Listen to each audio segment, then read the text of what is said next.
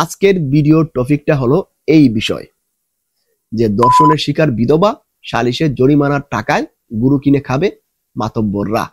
প্রিয় দর্শক, এই ঘটনাটি ঘটে ঢাকার ধামরাইয়ের একটা গ্রামে। সেই গ্রামে এক বিধবা নারীকে দর্শন করে স্থানীয় এক লোক সালাউদ্দিন নামে। যখন এই ঘটনাটি ঘটে তখন এই নারী চিৎকার চেঁচামেচি শুরু করে দেন। তখন এলাকার স্থানীয় যারা আছেন তারা এসে এই সালাউদ্দিনকে ধরে ফেলেন। ধরার পর তাকে গণপিটুনি দেওয়া হয় এবং তাকে নিয়ে বড় এক সালিশ করা হয় এবং বিচারের আয়োজন করা হয়। এই বিচারে এসে এলাকার মাতব্বর যারা আছেন বিচার আচার করেন, তারা এসে এই সালাউদ্দিনকে জরিমানা করেন। সেই জরিমানা হলো ৬০,০০০ টাকা। সো ৬০,০০০ টাকা জরিমানা করা হয়। কিন্তু কথা হলো এই ৬০,০০০ টাকা কে পাবে, এটা নিয়ে চলছিল চুলচেরা বিশ্লেষণ এবং শেষ পর্যন্ত এই সিদ্ধান্ত হয় এই টাকা পাবে, এই টাকা কেউই পাবে না, এই টাকা দিয়ে গরু কিনে সবাই মজা করে খাবে।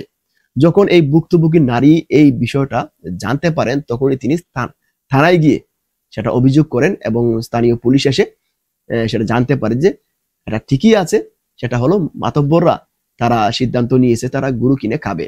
কিন্তু এই টাকা পাওয়ার কথা ছিল এই বিধবা নারী। তো প্রিয় দর্শক, এই যদি হয় বিচারের নমুনা, তাহলে এলাকার মানুষ কই যাবে, কার কাছে বিচার আচার চাইবে? সো এই সকল মাতব্বররা প্রায় গ্রামই আছে, তারা এমন করেই বিচার করে, নিজের স্বার্থটাই আগে দেখে। সো সবাই ভালো থাকবেন, দেখা হবে নতুন কোনো ভিডিওতে। খুদা হাফেজ।